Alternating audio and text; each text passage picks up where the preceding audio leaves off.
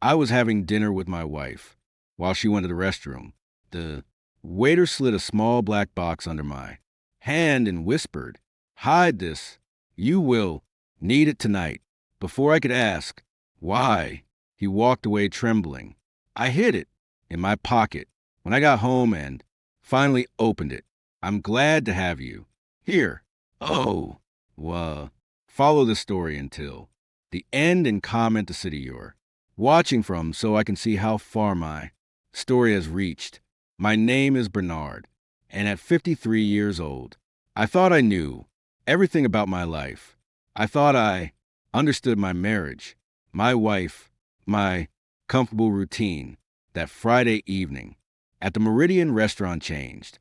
Everything I believed about the woman I had shared a bed with for 8 years. The restaurant was our usual place for special occasions. Melanie had insisted we celebrate something she called new beginnings, though I couldn't quite grasp what she meant. The warm glow of the pendant lights cast shadows across her face as she smiled at me from across the mahogany table. Her auburn hair caught the light perfectly, and for a moment, she looked exactly like the woman I had fallen in love with all those years ago. We had ordered our usual dishes. Melanie always chose the salmon with herbs, and I stuck to my ribeye steak, medium rare. The aroma of rosemary and garlic filled the air around us, mixing with the soft murmur of other diner conversations. Everything felt normal, routine even, until Melanie excused herself to the restroom. I watched her walk away, her black dress flowing elegantly as she moved between the tables. She had been acting strange lately, more secretive with her phone, more distant during our conversations, but I attributed it to work stress. Melanie had always been particular about her privacy, and after 8 years of marriage, I had learned not to pry too much. I was checking my own phone when the waiter appeared beside our table. He was a young man, maybe in his 20s, with nervous eyes that kept darting toward the restroom where Melanie had disappeared without saying a word. He slid a small black box under my hand on the table. "Hide this," he whispered, his voice trembling slightly. "You will need it tonight." Before I could ask what he meant, before I could even process what had just happened, he walked away quickly, almost stumbling in his haste to get away from our table. I looked around, confused, wondering if other diners had noticed the strange exchange. No one seemed to be paying attention. I slipped the box into my jacket pocket. Just as Melanie returned from the restroom, she was touching up her lipstick, that same coral shade she had worn since our honeymoon. Her smile was bright, almost too bright, as she settled back into her chair. "Everything okay, honey?" she asked, reaching across the table to touch my hand. Her fingers were cold despite the warmth of the restaurant. "Of course," I said, forcing a smile, "just checking some emails." The rest of dinner passed in a blur. Melanie talked animatedly about her day, about her friend Bethy's new apartment, about plans for the weekend, but I could barely concentrate on her words. The box in my pocket felt like it was burning through the fabric, demanding my attention. Every time I moved, I could feel its weight against my chest. We shared dessert, a chocolate mousse that Melanie claimed was divine, though I noticed she barely touched it. She kept checking her phone, claiming it was work, messages, but her fingers moved across the screen with a familiarity that suggested personal conversations rather than professional ones. The drive home was quiet. Our house on Riverside Drive looked peaceful in the evening light. The garden Melanie had spent months perfecting, displaying its spring blooms. Lavender lined the walkway, filling the air with its calming scent. This was supposed to be our sanctuary, our safe haven. Why did it suddenly feel foreign to me? I'm going to take a long bath, Melanie announced as soon as we walked through the front door. It's been such a long week. I nodded, watching her disappear upstairs. I heard the bathroom door close, followed by the sound of running water. Only then did I allow myself to retrieve the black box from my pocket. It was smaller than I had initially thought, about the size of a jewelry box, but heavier. There was no label, no indication of what it might contain. My hand shook slightly as I opened it. Inside, nestled in black velvet, was a cell phone. Not just any cell phone, but one I had never seen before. It was an older model, the kind someone might use if they wanted to avoid leaving digital traces. Attached to it was a small piece of paper with a single word written in careful handwriting. Read. I turned on the phone, and immediately the screen filled with text. Messages. My blood went cold as I read the first few lines. The messages were between two contacts, M and Love. I didn't need to guess who M was. The timestamp showed these conversations had been happening for months, some even during evenings when Melanie claimed to be working late or spending time with Bethany. Can't wait to be free of him. One message read, just a little longer, and we can start our real life together. Another, the insurance policy is updated. $1, 5 million, enough for us to disappear and start fresh wherever we want. My hands trembled as I scrolled through more messages. They discussed details of my daily routine, my habits, my schedule. They knew I took the same route to work every morning, that I always stopped for coffee at the corner shop, that I went for evening runs along the lakefront path. Then I found a message that made my stomach drop. Baby's due in December. Perfect timing. By then, it'll all be over. Baby, Melanie was pregnant, and it wasn't mine. We had been trying for years with no success. The doctors had run tests, found no problems with either of us, suggested we keep trying, and now I discovered she was carrying another man's child. But the most chilling messages were the ones discussing my death.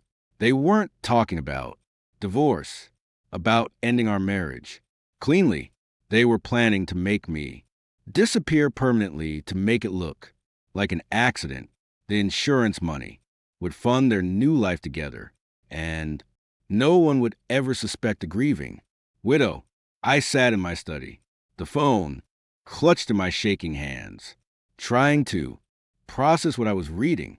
This woman I had loved, trusted, shared my life with for 8 years was planning to kill me. The realization hit me like a physical blow, leaving me breathless and dizzy. From upstairs, I could hear Melanie humming softly in the bathroom, the same tune she always hummed when she was particularly happy. The sound that used to comfort me now filled me with dread. Was she humming because she thought her plan was working? Because she believed I was oblivious to what was coming? I forced myself to read more messages, each one revealing another layer of betrayal. They had been planning this for months, possibly years. Every loving gesture, every intimate moment, every time she had told me she loved me, it had all been part of an elaborate lie. The man she was communicating with, the one she called love, was someone named Milton. I scrolled through their conversation history and realized they had been together far longer than Melanie and I had been married. This relationship predated our wedding, our entire life together. I had never been her husband in her heart. I had only been her target. The water stopped running upstairs. Soon, Melanie would emerge from her bath, probably wearing that silk night gown I had bought her for her birthday last year, and she would smile at me with those same lying lips that had whispered sweet words of love while planning my murder. I quickly turned off the phone and hid it in my desk drawer, making sure it was completely concealed beneath some old files. My heart was racing, but I knew I had to appear normal. I couldn't let her know that I knew. Not yet. I had always prided myself on being a rational man, someone who approached problems methodically and found logical solutions. But this wasn't a business problem or a puzzle to be solved. This was my life, my marriage, my future that had just been revealed as an elaborate fraud. Melanie's footsteps on the stairs told me she was coming down. I quickly opened a book pretending to read, though the words on the page might as well have been written in a foreign language. My mind was reeling, trying to process the magnitude of what I had discovered. "You look tired, sweetheart," she said as she entered the study.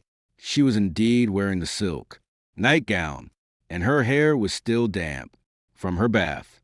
To anyone else, she would have looked like the picture of a loving wife, concerned about her husband's well-being. "Long day," I managed to say, not trusting my voice to remain steady if I said more. She moved behind my chair and began massaging my shoulders. Her touch, gentle and familiar, once this gesture would have relaxed me, made me feel cherished and cared for. Now her hands felt like they belonged to a stranger, someone capable of unthinkable betrayal. "Why don't we go to bed early tonight?" she suggested, her voice soft and seductive. "We both need rest." I nodded, not daring to look at her directly. How could I share a bed with someone who was planning my death? How could I pretend everything was normal when my entire world had just collapsed around me?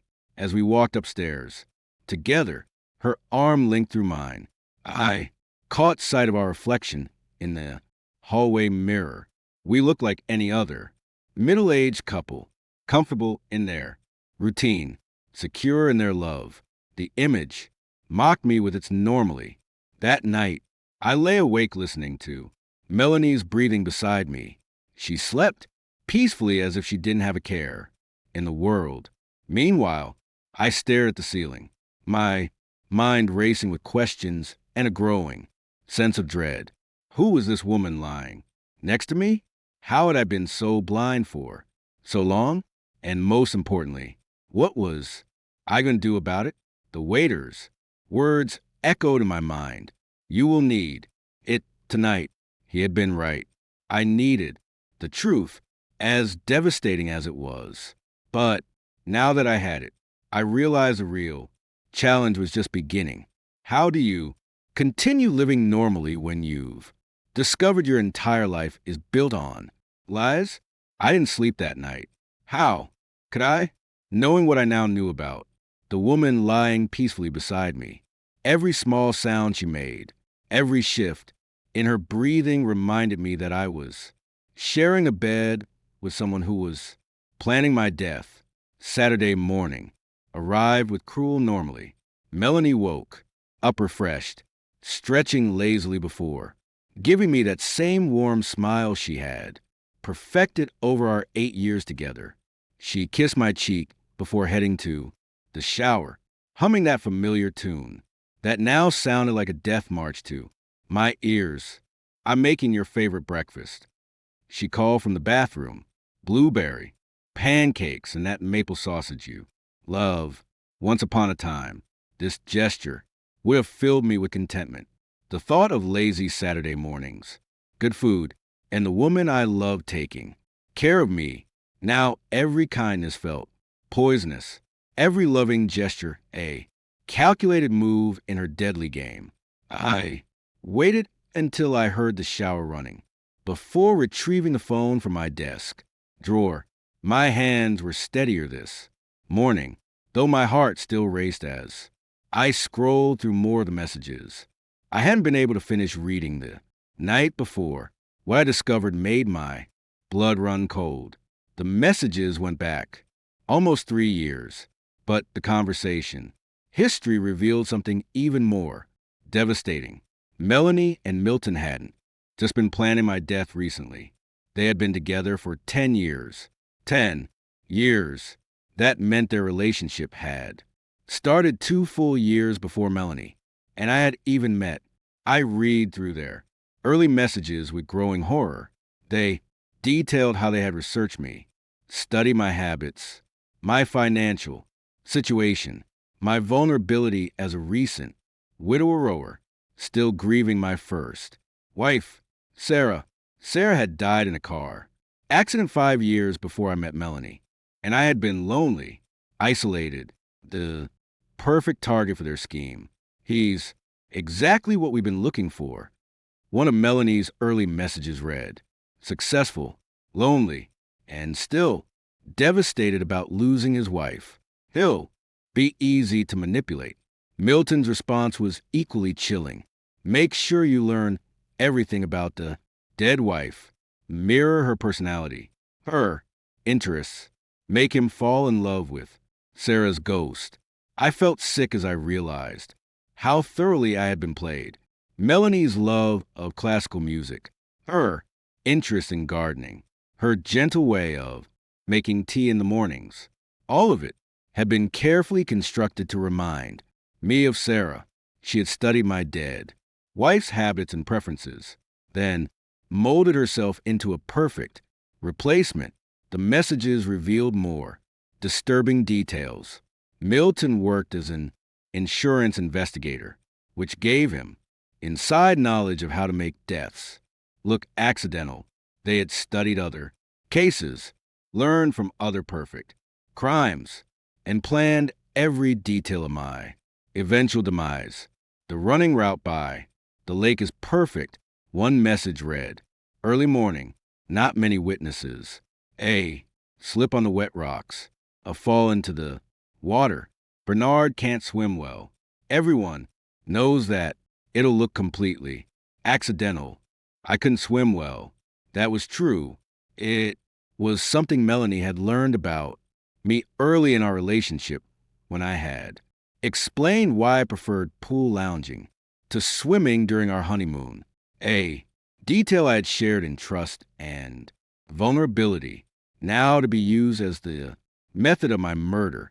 But the revelation that shattered me completely was buried deeper in their conversation history. They discussed not just my death, but my entire married life with cruel detachment. They laughed about my romantic gestures, mocked the gifts I had given her, ridiculed my expressions of love. He bought me diamond earrings for our anniversary. One message read, $2,000. What an idiot. He has no idea I give everything to you. Milton's response, at least we know he's good for the money. Keep playing the loving wife. It won't be much longer.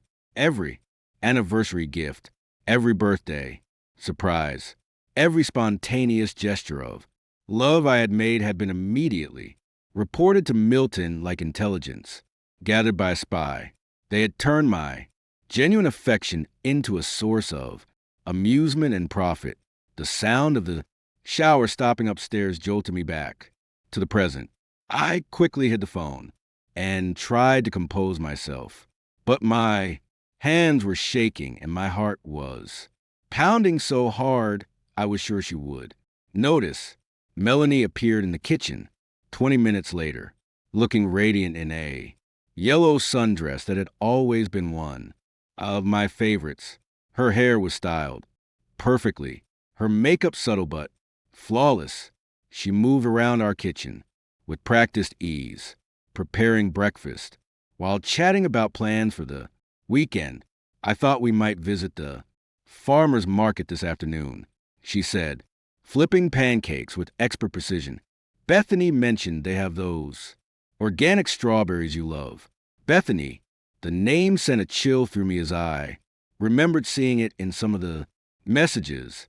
I had assumed Bethany was just Melanie's friend, someone she occasionally met for lunch or shopping trips. But now I wonder what role she played in this elaborate deception. That sounds nice.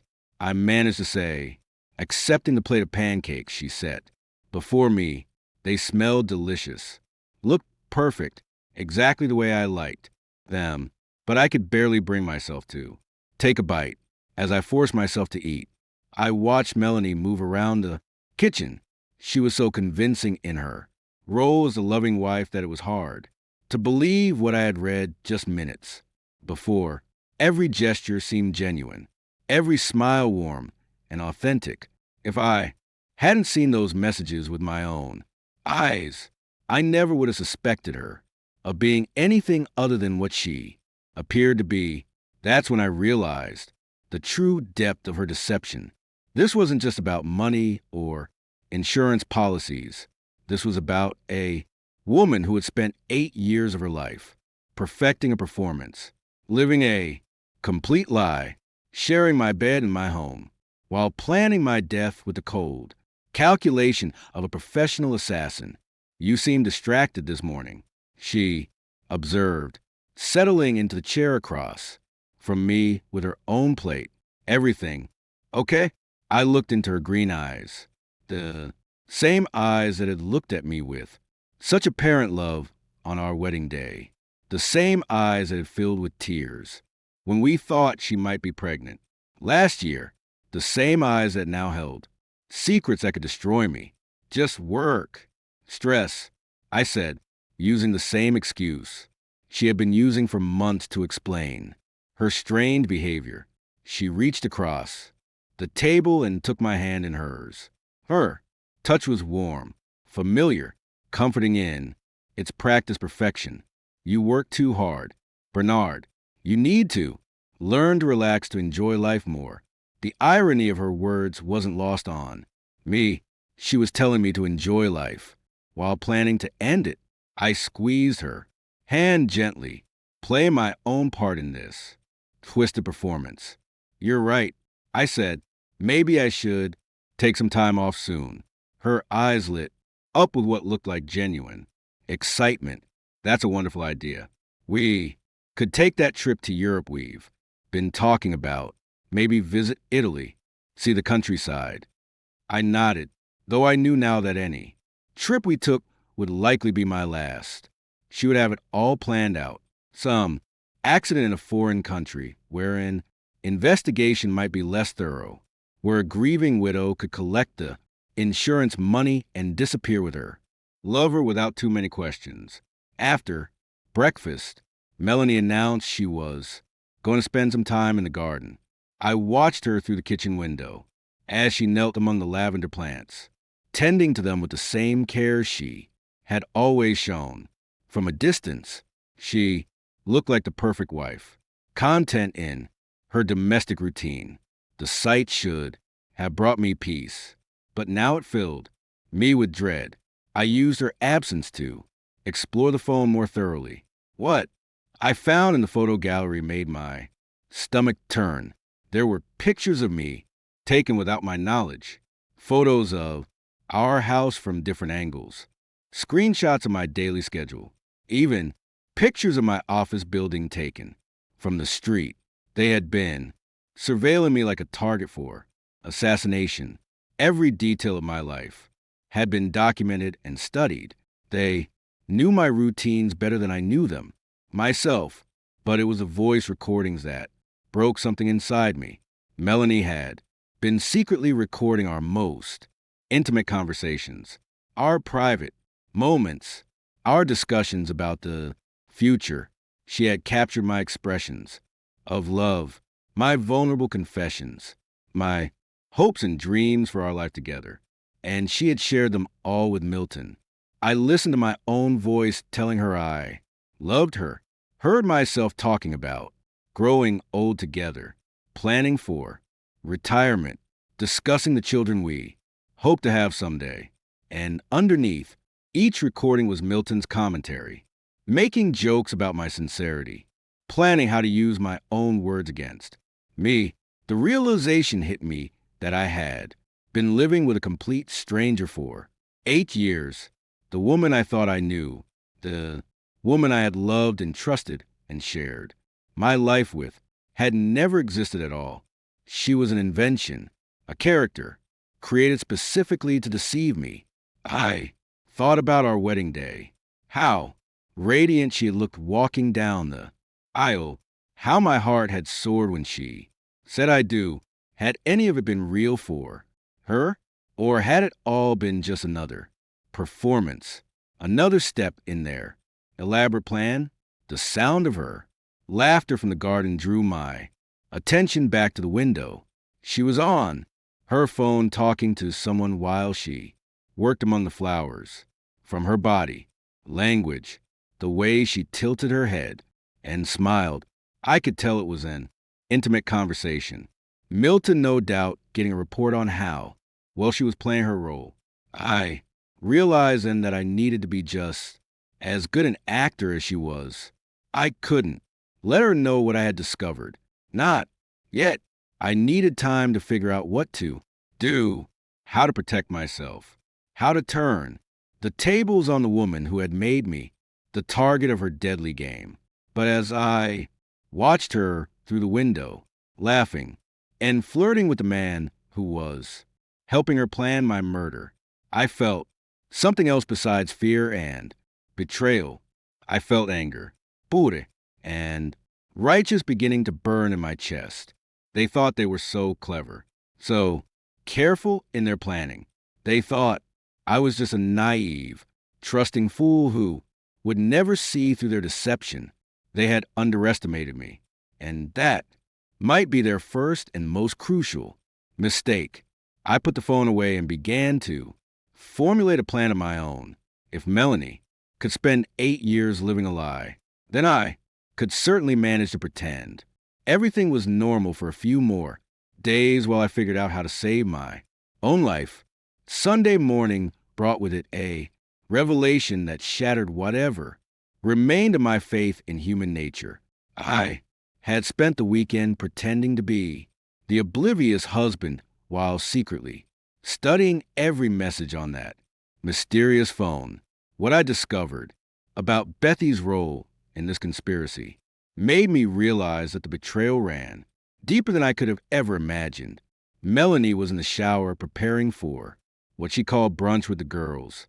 She had mentioned that Bethany would be joining her along with a few other friends I had met occasionally over the years, women who smiled warmly at me during dinner parties, who asked about my work with apparent interest, who complimented Melanie on what a wonderful husband she had found. Now I wondered how many of them knew the truth.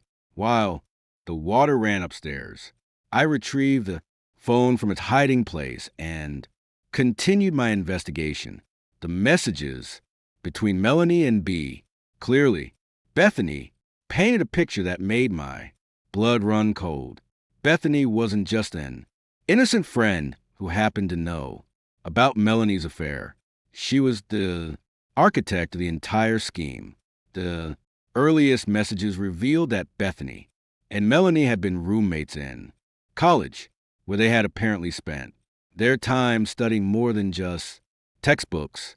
They had researched wealthy widowers, men who fit a specific profile, successful, lonely, vulnerable, and financially secure. Found another potential target.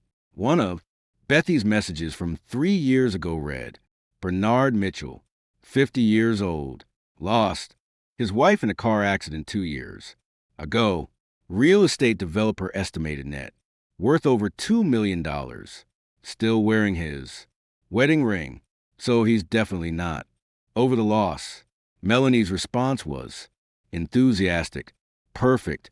He sounds ideal, lonely, rich, and emotionally damaged. Exactly what we're looking for. They had discussed me like I was a mark in a confidence game, analyzing my psychological state and financial situation with the cold precision of professional criminals. Bethany had apparently done extensive research into my background, my business, dealings, even my relationship with Sarah. The dead wife angle is perfect. Bethany had written, men like him never really get over losing their first love. If you can make him think you're similar to her, he'll fall hard and fast. attach. The emotional hook and the financial hook becomes easy. I felt sick reading their casual discussion of Sarah's memory being used as a weapon against me. They had taken the most painful experience of my life and turned it into a tool for manipulation. But it was the recent messages between Bethany and Melanie that revealed the true scope of their current plan. Bethany wasn't just advising from the sidelines, she was actively participating in the preparations for my murder. Milton's getting nervous about the timeline. Bethany had written just 3 days ago. He thinks you should move faster. The baby is going to start showing soon, and questions will get harder to deflect. Melanie's response chilled me. I know, but we have to be careful. Bernard's starting to notice things. Yesterday, that's why I've been on my phone so much. We can't afford to make him suspicious. Now, maybe it's time for the accident. Bethany had replied. Milton has everything planned out. The jogging, route, the timing, even the police. Response. He's thought of every detail. They discuss my death with the same casual tone they might use to plan a dinner party. No emotion, no hesitation.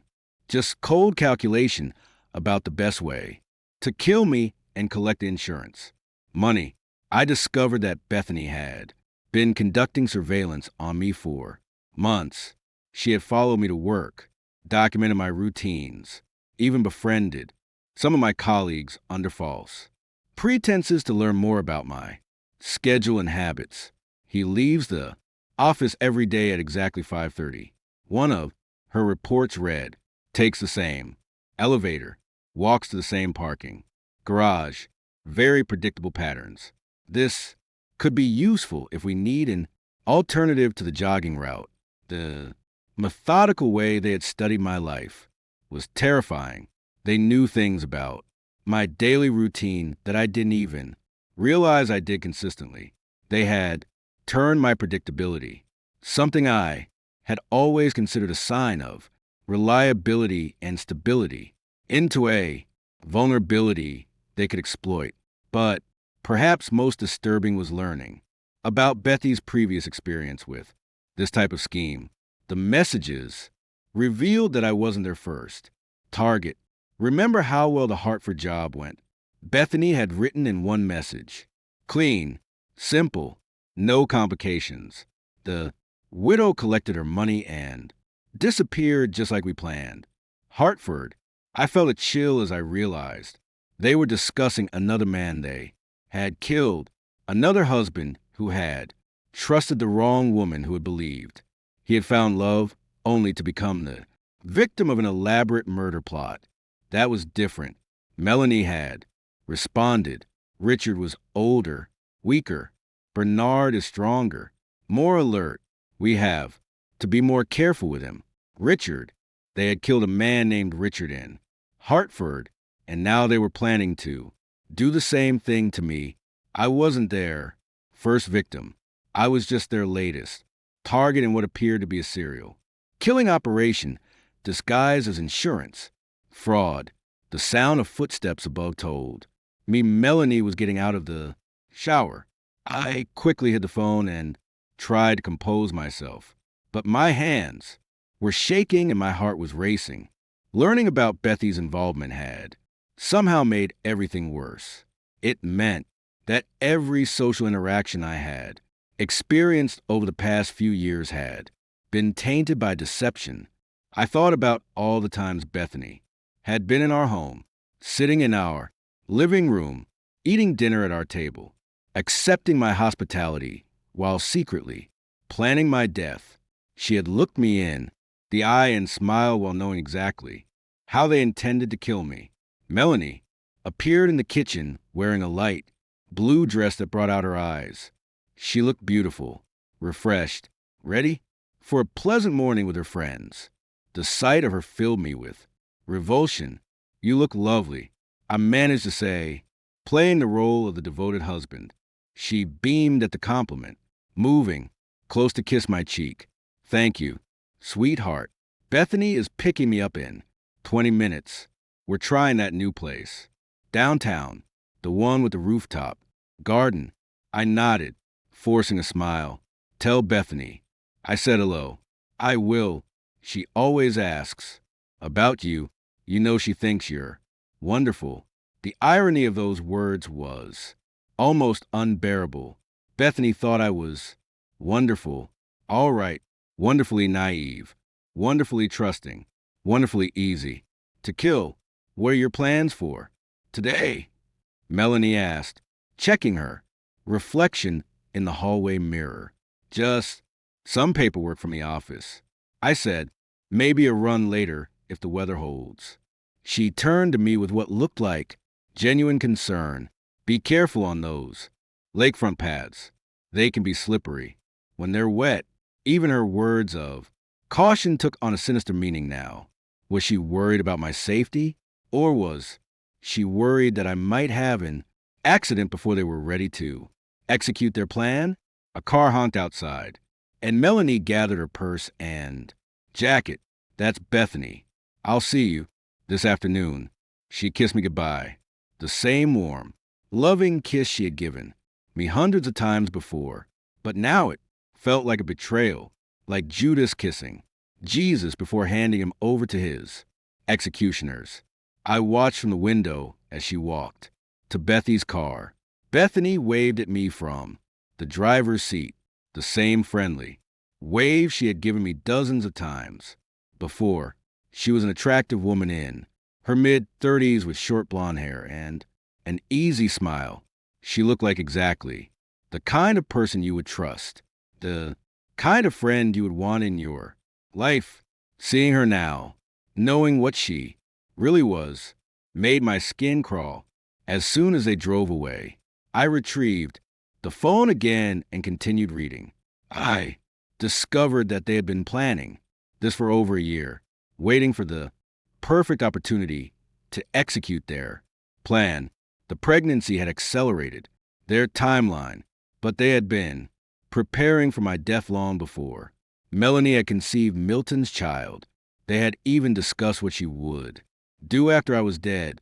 She would play the grieving widow for an appropriate period, probably 6 months to a year, before quietly moving away to start her new life with Milton.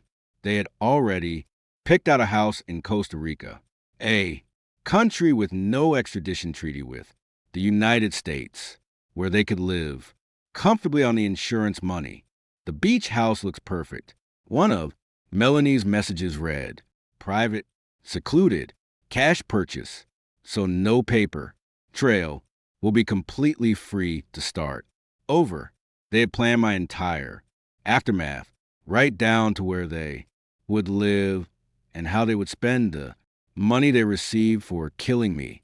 They had reduced my life to a simple transaction, my death in exchange for their financial freedom. But it was the final set of messages that made me realize just how urgent my situation had become. The conversation was from just yesterday while I had been pretending to read in my study. Milton is getting impatient. Bethany had written, he wants to move this week. He's worried about waiting any longer. Melanie's response was equally urgent. I know I can keep Bernard calm for a few more days, but not much longer. He's starting to ask questions about my phone calls. Wednesday morning, Bethany had replied, the jogging route. Milton will be in position by 6 a.m. Make sure Bernard takes his usual path. Wednesday. That was just 3 days away. They were planning to kill me in 3 days. I felt a cold sweat break out across my forehead as the reality of my situation hit me fully. This wasn't some distant threat or elaborate fantasy. They were going to try to murder me on Wednesday morning, and they had it all planned out in meticulous detail. I forced myself to read through Milton's technical messages about the murder plan.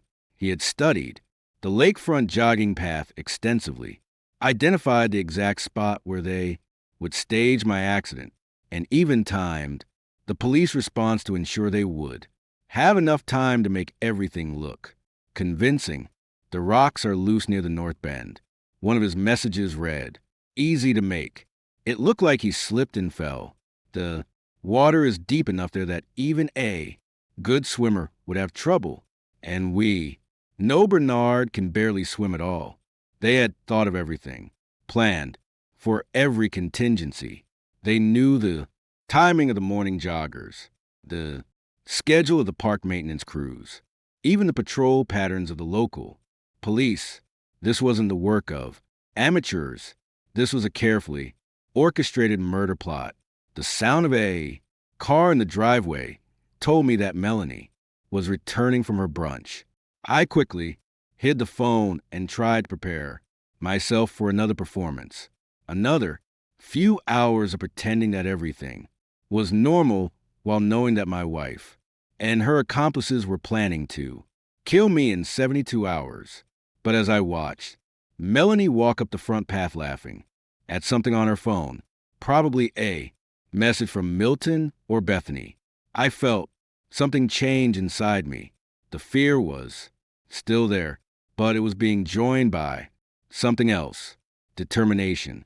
They thought they had the perfect plan, but they had made one crucial mistake. They had underestimated me. They saw me as a victim, a target, a mark to be exploited and discarded. But I was still alive. I still had time, and now I knew exactly what they were planning. Monday morning arrived with deceptive.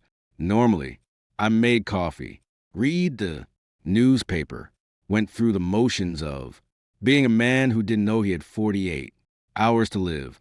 But underneath my calm exterior, I was executing a plan of my own, one that would ensure I survived long enough to see justice done. Melanie was unusually affectionate that morning, which I now understood was part of her performance. She needed me relaxed and unsuspecting for what they had planned.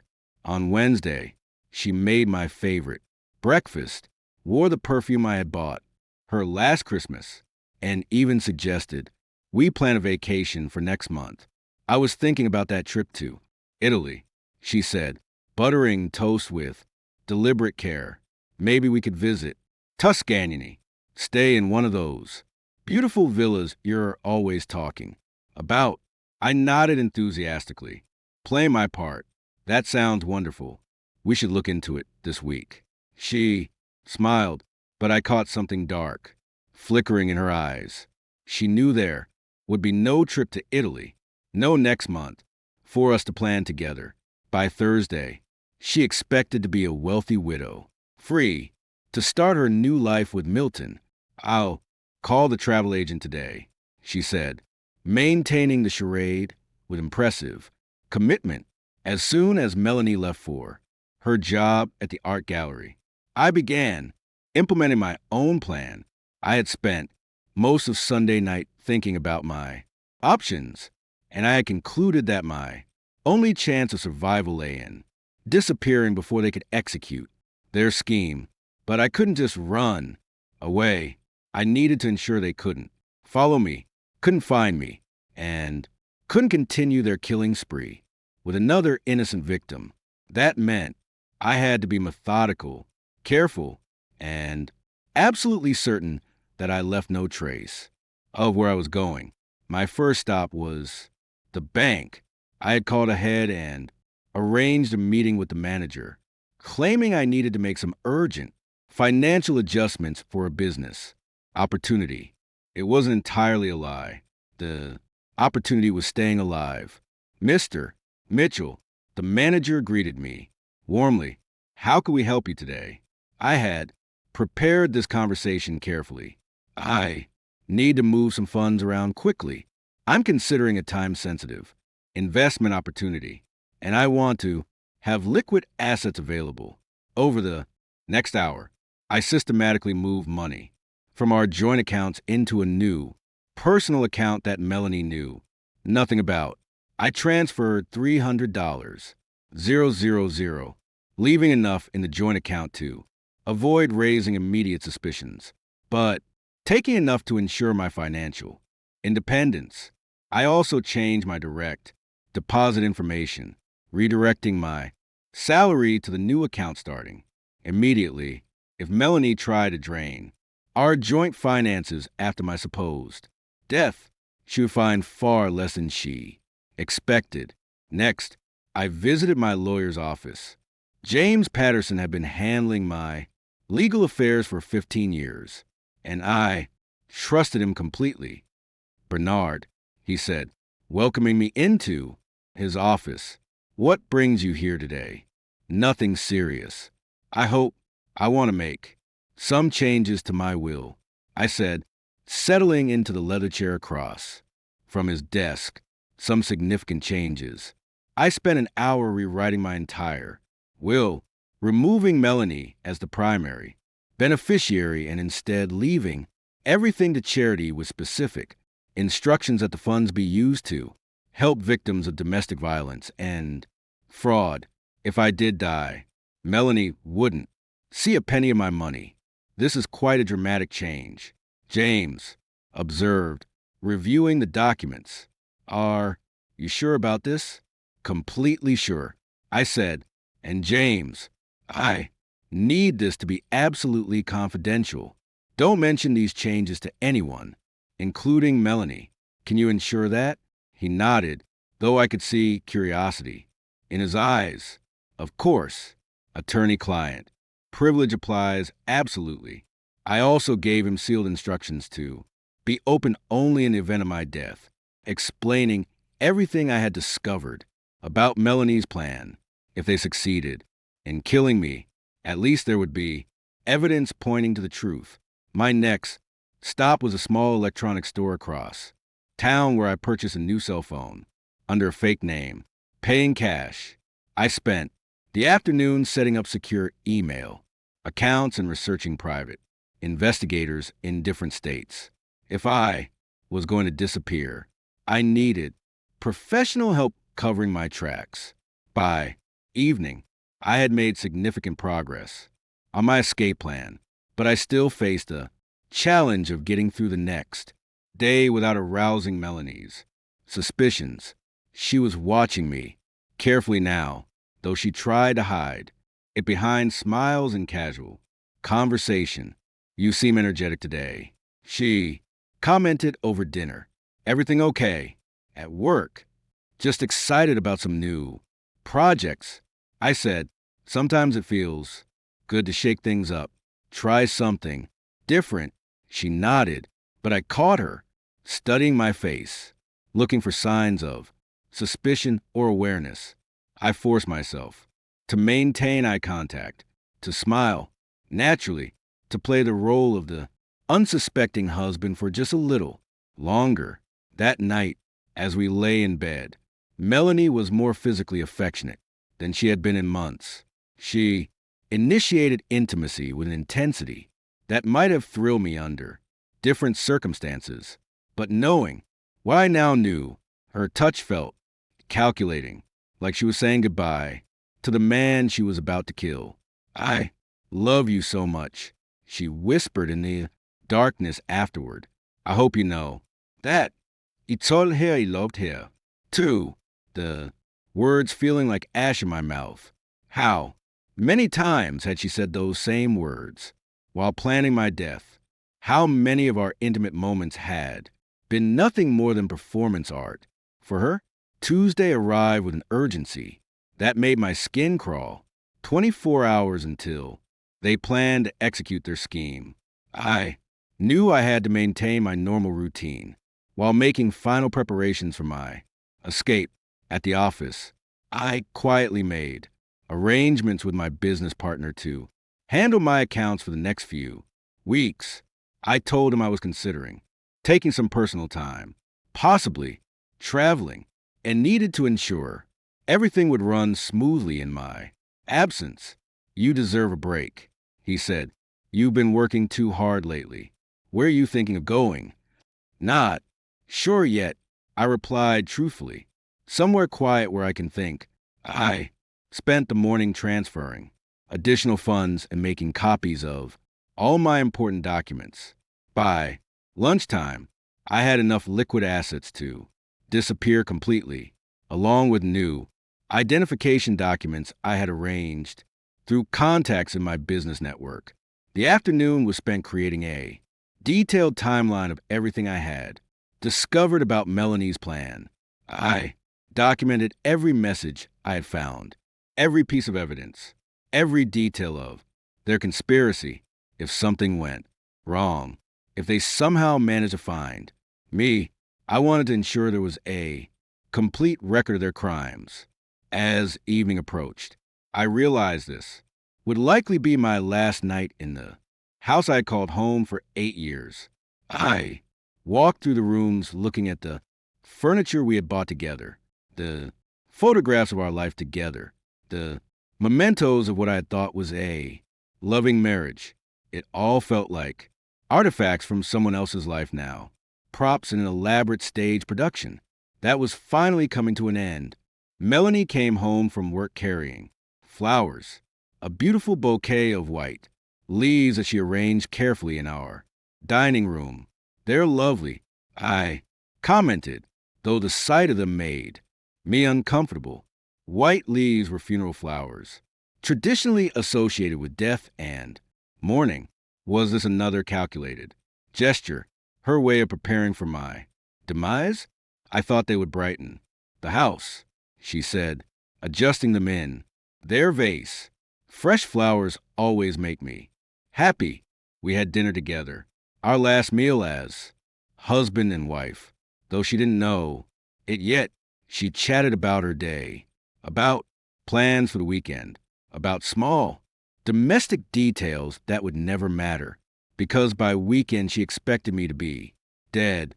Don't forget about your morning run tomorrow, she said as we cleared the dishes. The weather forecast looks perfect for it. There it was, her gentle reminder to ensure I would be on that jogging path at exactly the right time for Milton to spring their trap. She was still playing her role perfectly. The loving wife concerned about her husband's exercise routine. I'm looking forward to it. I said I could use a good run to clear my head. After dinner, I excused myself to my study, claiming I had some work emails to catch up on. Instead, I spent the time making final preparations for my escape.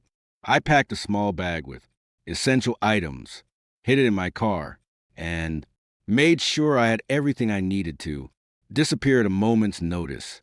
I also wrote a letter to Melanie, though I wasn't sure if I would ever give it to her. It explained what I had discovered, how I had learned about their plan, and why I was choosing to disappear rather than confront them directly. Writing it felt cathartic, like finally telling the truth after days of deception. As bedtime approached, I realized I was facing a crucial decision.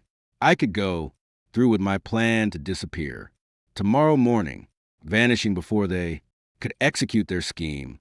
It was the safe choice, the smart choice, the one most likely to keep me alive, but it would also mean letting them get away with their crimes, leaving them free to find another victim, another lonely man, to seduce and murder for his money. The thought of Richard, their previous victim in Hartford, haunted me. How many other men had there been? How many would there be in the future if I didn't stop them? As I lay in bed next to Melanie, listening to her peaceful breathing, I made my final decision. I wouldn't just run away. I would turn the tables on them, use their own plan against them, and ensure they faced justice for what they had done. Tomorrow morning, I would go for my run as scheduled, but I wouldn't be the victim they expected me to be. I would be the hunter, and they would become the hunted. Wednesday morning arrived with crisp bottom air and the promise of death. I woke before dawn as I always did on running days, but this time I knew exactly what awaited me on the lakefront path. Milton would be positioned near the rocky outcrop at the north bend, waiting for the perfect moment to stage my accident. Melanie stirred beside me as I got out of bed, her eyes opening just enough to watch me pull on my running clothes. Be careful out there, she murmured, her voice thick with sleep. I love you. Those words, which once would have filled me with warmth, now sent ice through my veins. She was sending me off to my planned execution with words of love on her lips. I love you, too, I replied, the lie coming easier now after days of practice. But instead of heading to the lakefront path, I drove to a coffee shop across town and waited. I sat in my car, watching the sun rise over a city where my wife and her accomplices believed they were committing the perfect murder. At 6:15, my phone rang. It was Melanie. Sweetheart, are you okay? Her voice carried just the right note of concern. You should be back from your run by now. I decided to skip it today. I said, calmly, I wasn't feeling well. Probably something I ate last night.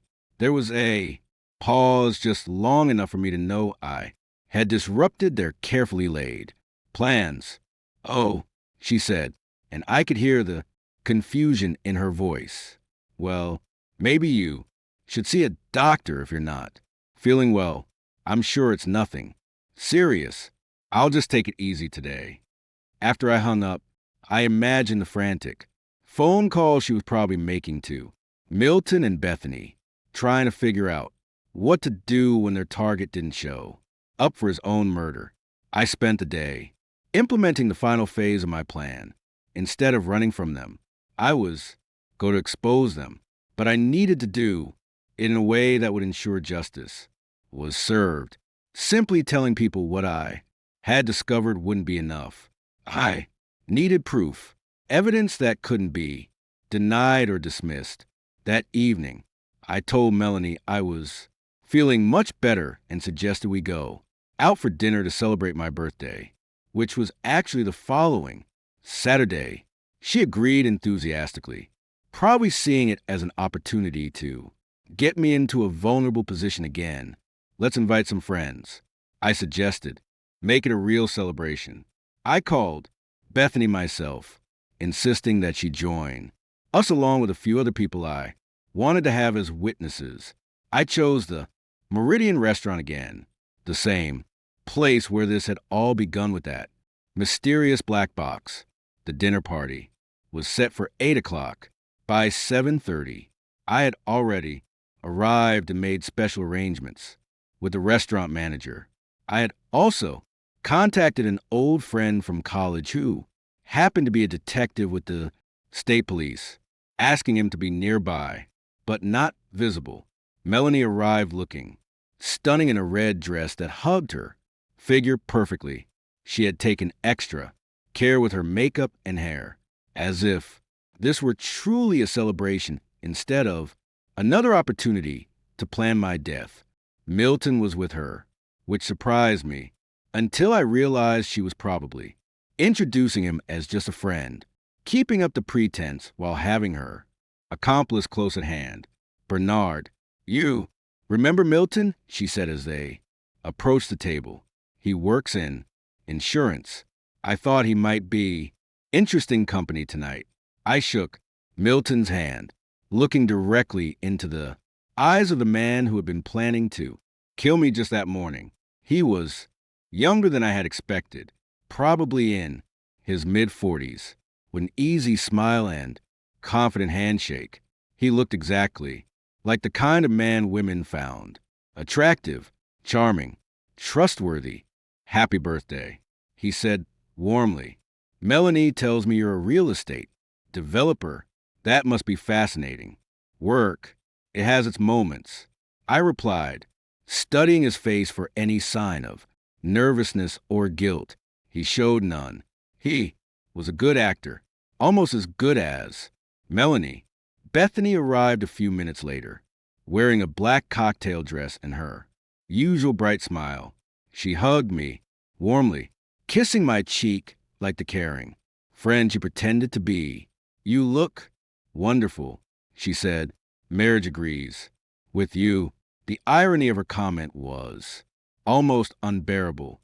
We ordered drinks and appetizers, settling into what appeared to be a normal social evening. The conversation flowed easily, covering safe topics like work, travel plans, and local events. If I hadn't known what these people were really planning, I might have enjoyed myself. But I was watching everything carefully, noting the subtle glances between Melanie and Milton, the way Bethany kept checking her phone, the nervous energy that none of them could quite hide despite their polished performances. As the main course was served, I decided it was time to begin my own performance. I want to thank everyone for being here tonight, I said, raising my wine glass. It means so much to have such good friends around me, especially people I can trust. Completely, the word trust hung in the air like a challenge. I saw Melanie's smile falter slightly, though she recovered quickly. We're the ones who should be grateful, she said, reaching over to squeeze my hand. You're such a wonderful husband, Bernard. I can't imagine life without you. That's interesting, I said, my voice remaining conversational because I've been thinking a lot about life lately, about how quickly things can change, how people aren't always who they seem to be. Milton shifted uncomfortably in his chair, but his voice remained steady when he spoke. That's very philosophical. Are you going through some kind of midlife reflection? You could say that. I've been discovering things about myself, about the people around me, surprising things. I reached into my jacket pocket and pulled out the black phone, setting it on the table where everyone could see it. Melanie's face went completely white. I received an interesting gift last Friday, I continued, my voice calm and measured. Someone wanted me to know the truth about my life, about my marriage, about the people I thought I could trust. Bethy's hand was trembling as she reached for her wine glass. Bernard, what are you talking about? I'm talking about murder, I said simply. I'm talking about a conspiracy to kill me for insurance money. I'm talking about the fact that my loving wife has been planning my death for months. The silence at the table was deafening. Other diners continued their conversations around us, oblivious to the drama unfolding at our table. Melanie tried to laugh, but it came out as a strangled sound. Bernard, you're scaring me. What has gotten into you? I began reading from a phone, reciting their own words back to them. The messages about the insurance policy, the discussions of my daily routine, the plans for my accident at the lakefront path. Can't wait to be free of him. I read aloud just a little longer, and we can start our real life together. Milton stood up abruptly, his chair scraping against the floor. I don't have to listen to this crazy talk. Sit down, Milton, I said quietly, and something in my voice made him pause. The police are already on their way. You're not going anywhere. Bethany made a small, whimpering sound, her carefully constructed facade crumbling completely. Bernard, please let me explain. Explain what? I asked. How you been? Planning to murder me? How you killed a man named Richard in Hartford before? Targeting me? How you turned my love for my dead wife into a weapon to use against me? Melanie was crying now, but I could see the calculation behind her tears. She was still trying to find a way out, still trying to manipulate the situation to her advantage. I do love you, she said desperately. Everything else, that was just fantasy, just foolish talk. I would never actually hurt you. You've been poisoning me, I said, pulling out a small vial from my pocket. I had my blood tested. The doctors found traces of compounds that have been making me sick, making me weak, slow, acting poisons designed to make my eventual death look natural. The vial contained water, but they didn't know that. I watched as all three of them stared at it with horror, probably wondering how I had figured out that part of their plan, the pregnancy. I continued, "It's not mine, is it? It's Milton's. You've been together for 10 years planning this for at least 3. I was never your husband. Melanie, I was just your latest victim." She broke down completely then, sobbing hysterically as other diners began to stare at our table. But even in her breakdown, I could see her mind working, trying to figure out how to minimize the damage. Milton made a sudden move toward the exit, but 2 plainclothes police officers appeared blocking his path. My friend from the state police had been listening to everything from a nearby table, wearing a wireless recording device that had captured every word. "Milton Davidson, you're under arrest," one of the officers said, producing handcuffs. Bethany tried to run in the opposite direction, but she didn't get far before additional officers appeared. The restaurant had been quietly surrounded while we were having dinner. As they handcuffed Melanie, she looked at me with eyes that held no love, no remorse, only pure hatred. "You think you're so smart," she hissed, "but you'll never get over this. You'll never trust anyone again. We've destroyed you, even if we didn't kill you." I looked at her calmly, feeling nothing but pity for the broken, evil woman I had once believed I loved. "No," I said quietly, "you freed me." The last thing I saw before they led her away was a confusion in her eyes. She couldn't understand how someone she had considered weak and naive had outmaneuvered her so completely. As the police took their statements and the restaurant slowly returned to normal, I sat alone at the table, looking at the remnants of our dinner. The birthday cake I had ordered arrived just as they were leading Melanie away. A small irony that wasn't lost on me. The waiter approached hesitantly, unsure what to do about the cake given the circumstances. "Should I take this away, sir?" he asked.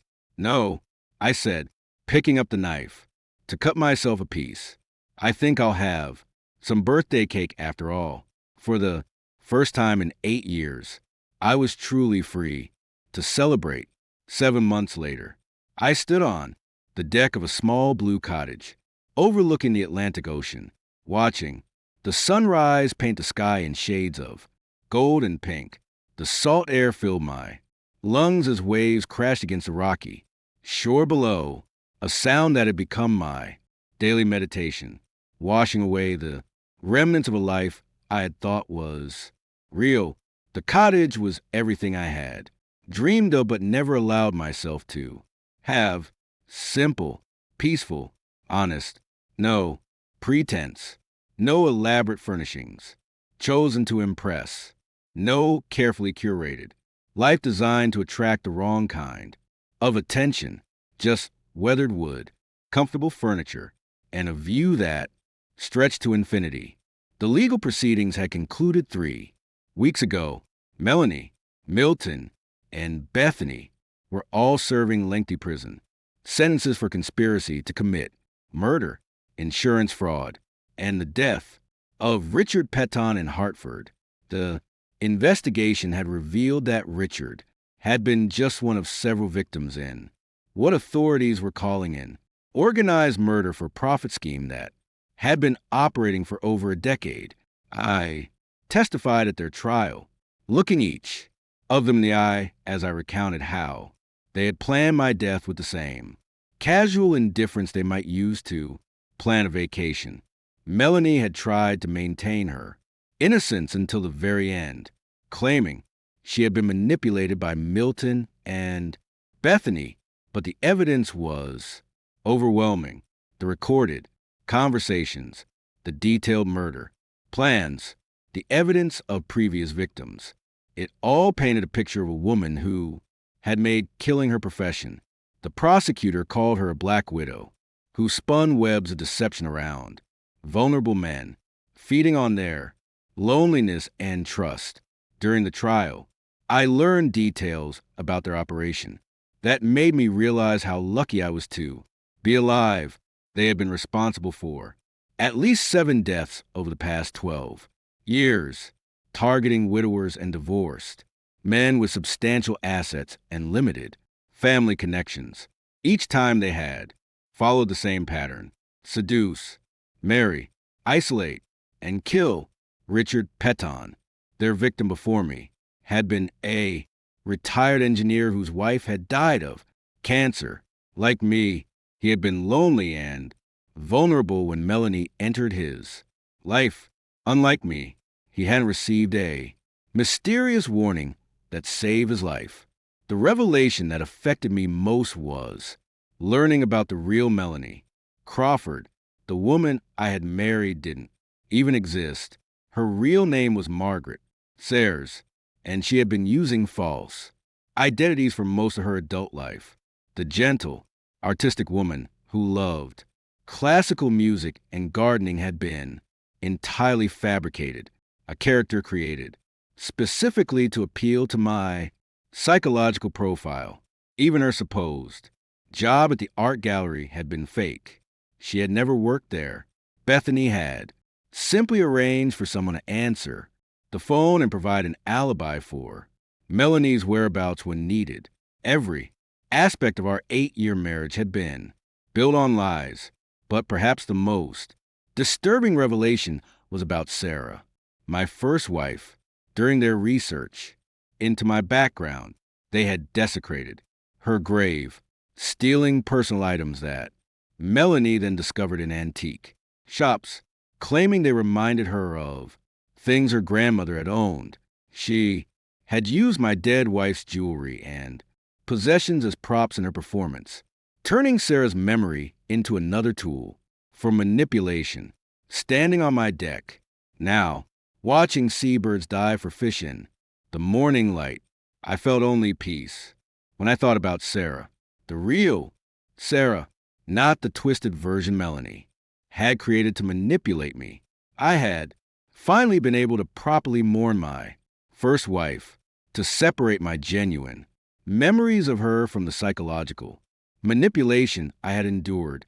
The cottage had belonged to Sarah's aunt, a woman I had met only once at our wedding, but who had left me the property in her will. Years ago, I had never visited it during my marriage to Melanie, claiming I was too busy with work, but really because I wasn't ready to face that connection to Sarah's family. Now, I understood that some part of me had been saving this place, keeping it as a refuge for when I truly needed it. The aunt had passed away 2 years ago, and the property had been waiting for me, almost as if Sarah herself had arranged for me to have a safe harbor when my world collapsed. I had sold a house on Riverside Drive, unable to live in a space that held so many poison memories. Every room reminded me of Melanie's deception, of the years I had spent unknowingly sharing my life with someone who was planning my death. The new owners were a young couple expecting their first child, and I took comfort in knowing that the house would now be filled with genuine love instead of elaborate lies. My business was thriving under the management of my partner, and I had discovered that working remotely from the coast suited me perfectly. I handled the financial and strategic aspects of our development projects while he managed the day-to-day operations. It was the arrangement that gave me the freedom I needed while maintaining the professional success I had worked so hard to achieve. But the most significant change in my life wasn't the new location or the simplified lifestyle. It was the absence of fear. For 8 years, I had lived with a constant undercurrent of anxiety that I had attributed to work stress or middle-aged worries. Now, I realized that some part of me had always sensed that something was wrong with my marriage, that the Woman I lived with wasn't who she claimed to be. That intuitive alarm had been silenced by Melanie's masterful manipulation, but it had never completely disappeared. Living without that constant state of alert vigilance was like recovering from a chronic illness I hadn't realized I was suffering from. I had also discovered the simple pleasure of solitude after 8 years of carefully monitored conversations and calculated intimacy. Being alone with my own thoughts was a luxury I had forgotten how to appreciate. I could read without being questioned about my choice of books, take walks without accounting for my whereabouts, make decisions based solely on what I wanted rather than what might please someone else. The investigation had revealed that Melanie had been documenting my every move, recording my conversations, and reporting my activities to Milton and Bethany as if I were a subject in some twisted scientific experiment. Living without that surveillance, knowing that my privacy was truly private, felt like breathing freely. After years of suffocation, I had started writing, something I had always wanted to do but never found time for during my previous life. The story wasn't about my experience with Melanie, though that would certainly make for compelling reading someday. Instead, I was working on a novel about a man who discovers that his entire understanding of himself has been shaped by other people's expectations and who must learn to define his own identity. The writing process was therapeutic, helping me work through the psychological aftermath of discovering that my marriage had been an elaborate fraud. I was learning to trust my own judgment again, to distinguish between genuine emotions and manipulated responses. 3 weeks ago, I had received a letter from Melanie in prison. I had debated whether to read it, but curiosity ultimately won out. The letter was several pages long, filled with what appeared to be genuine remorse and pleas for forgiveness. She claimed that she had actually fallen in love with me during our marriage, that she had tried to call off the murder plot, but hadn't been able to escape Milton's control. It was her final attempt at manipulation, one last effort to plant seeds of doubt in my mind. I had read the entire letter carefully, then burned it in my fireplace, watching the paper turn to ash as I finally let go of any lingering connection to the woman who had tried to destroy me. The truth was that I felt no anger toward any of them anymore. Anger required emotional investment, and I had none left to give to people who had never truly existed in my life. They were strangers who had played roles in an elaborate deception, but they had never been real friends, real family, or a real wife. You can't miss something you never actually had. What I had found instead was something I hadn't expected: gratitude. The experience had been horrible, traumatic, life-threatening, but it had also freed me from the existence that had been slowly killing me in ways I hadn't recognized. I had been living someone else's life, trying to be someone else's version of a good husband, successful man, and respectable citizen. Now, at 53 years old, I was finally living authentically for the first time in decades. I woke up each morning eager to see what the day would bring, rather than dreading another performance in someone else's script. I made decisions based on my own values rather than trying to anticipate what others expected of me. The cottage came with a small garden that the previous caretaker had maintained, and I had discovered an unexpected pleasure in working with the soil, planting vegetables and herbs that I would actually eat rather than ornamental flowers chosen to impress visitors.